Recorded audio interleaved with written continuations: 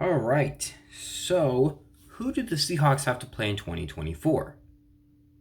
I'm going to break it on down for you. What is up, everyone? What's going on? My name is Matthew Lang, your house Seahawks here. And, yeah, we're going to be looking at the 2024 Seattle Seahawks opponent schedule. Of course, there still are a lot of unknowns about the Seahawks, though. Who's their quarterback going to be? How good is Mike McDonald going to be? Are we going to keep Tyler Lockett? I sure hope we do. And then, of course, there's a lot of teams in here that we really just don't know about. We're still early into the offseason, but let's just get a brief look at what the schedule is going to be. And then, of course, with the Super Bowl, actually, yeah, I'll probably post this next Friday. So it will be 2 days before the Super Bowl because this is Saturday, 2 weeks before the Super Bowl. So Pro Bowl's tomorrow. Why am I not excited? Oh, that's right, because no one cares about that.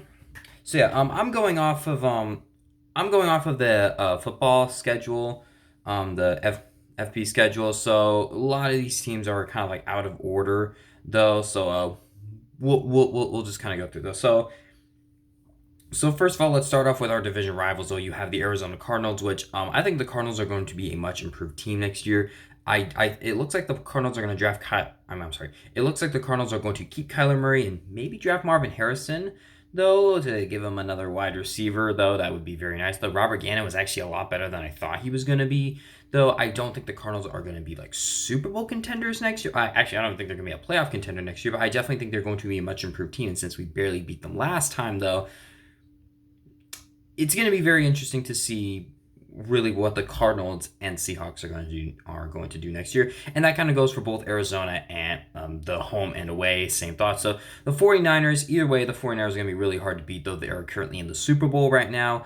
I know that this is kind of one of their best shots. They got some contracts they got to go through, though. But I still think the 49ers are going to be a really good team next year. I would be shocked if they weren't. Although the last time they lost the Super Bowl. You guys had a bit of a hangover, didn't you? Yeah. Although I don't want you to get injured, though. That I never want to wish injury upon anyone, because that's just we don't do that here. I just want you to suck. That's it. Not injury wise. And then, for the Los Angeles Rams, the Rams are most likely going to be a hard team to beat next year, too, because I'm assuming Matthew Stafford's going to be around. He had a nice year, though. Cooper Kupp hopefully will be back healthy, and then Puka Nacua.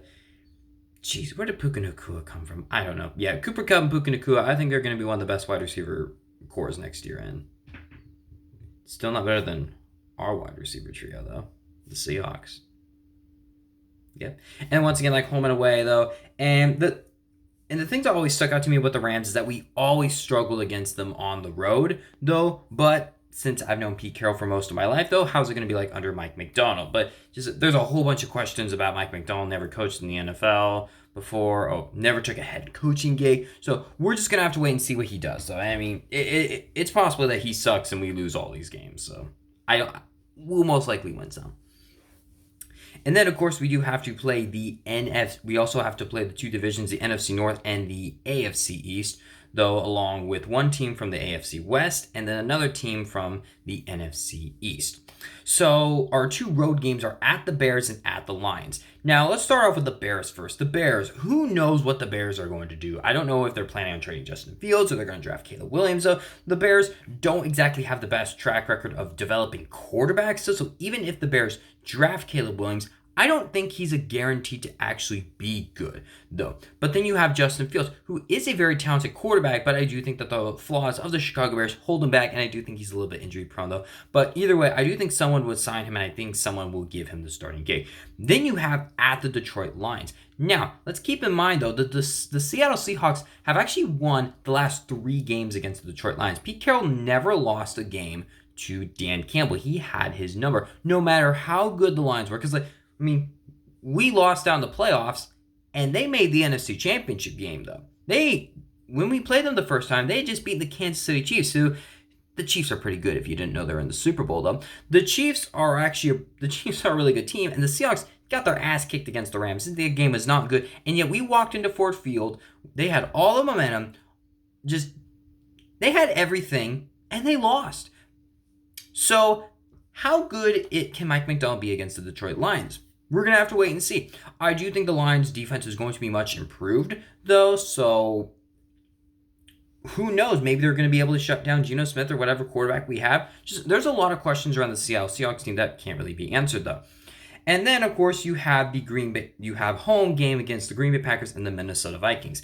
Now, both of these games to me are very, very interesting because the Green Bay Packers, they're most likely going to be really good next year. They fired their defensive coordinator, Joe Barry, which was a very smart move on their part, though. And Jordan Love actually had a really good year, and they were this close to beating the San Francisco 49ers, though. So Green Bay probably is going to be walking into Seattle with a lot on their shoulders. They're most likely going to be a really good team. This is not going to be an easy game as well.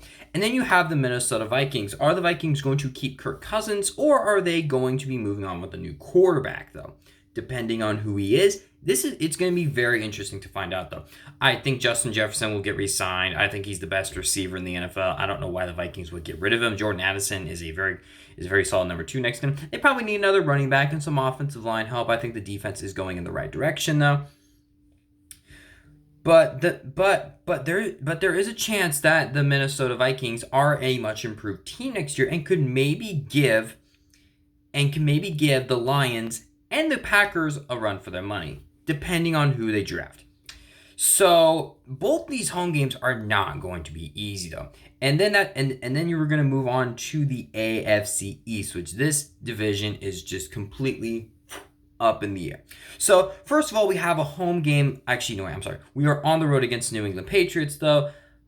I don't think the Patriots are going to be very good next year. Of course, they moved on from Bill Belichick. I don't really know who Gerard Mayo is, though. I don't know who they're going to go for quarterback, though.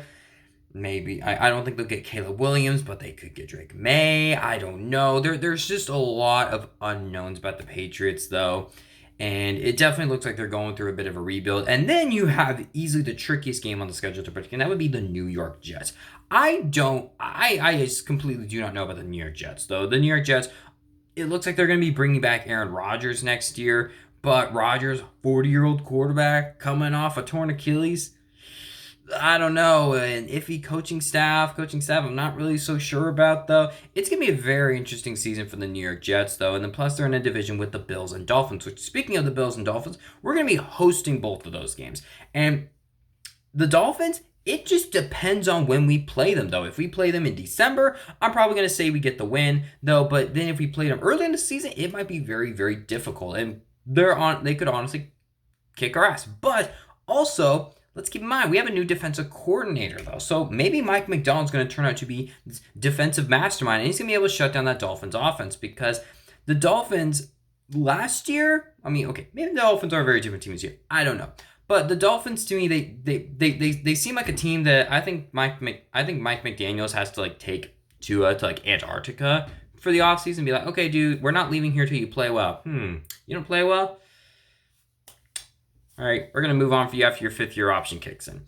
So yeah, the Dolphins, to me, it just really depends on when we play them, though. But then I think it also depends on really, really what the Seahawks do on offense and defense, though. And then that's kind of the same with the Bills, though. The Bills, they always seem to come up short, though. I don't know if Stephon Diggs is going to be sticking around. I don't know if the Bills are going to draft a wide receiver, though. The Bills have a lot of old players on their team. It doesn't really look like...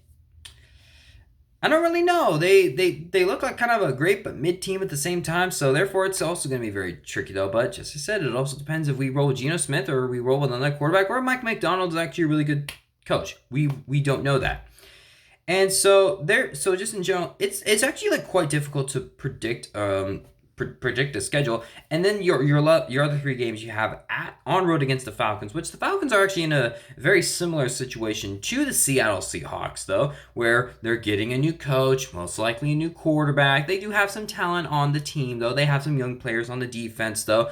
But it's the question of, can this new coach develop them correctly, though? That would be the very interesting thing. Now, the Giants, I think we can beat the Giants. I don't know what the Giants are really doing right now with Daniel Jones. That contract just looks terrible. There was even a time where they were like, I don't think that Brian Daboll's the guy. I think he is. I just think they had a bad offseason, just a bad season in general, though. I don't think Saquon's going to be there next year. And then you have the Denver Broncos, who yikes, they're in some hell right now. So I mean, they're most likely moving on from Russell Wilson. I don't know what they do.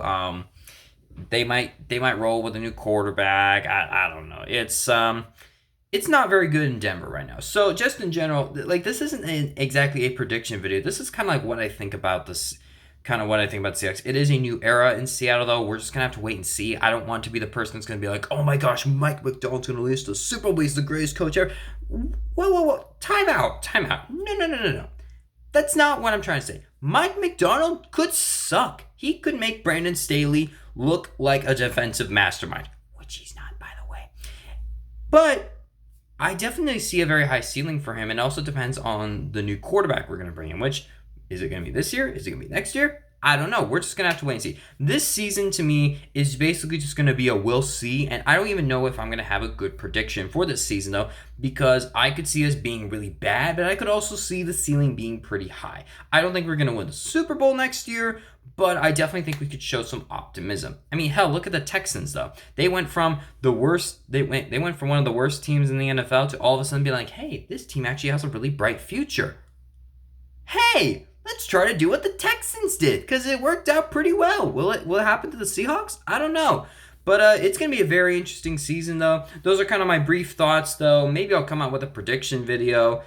But it's going to be a very interesting year for the Seahawks next year. I'm really excited. But this could also fall flat on our face. But just as I said, all we're going to have to do is wait and see. So those are kind of the breakdowns of the opponents right now, though. We'll just have to wait and see what happens. So you can follow me on Facebook and Instagram, MATTHEWLEININGER1. And see you guys next time. Bye.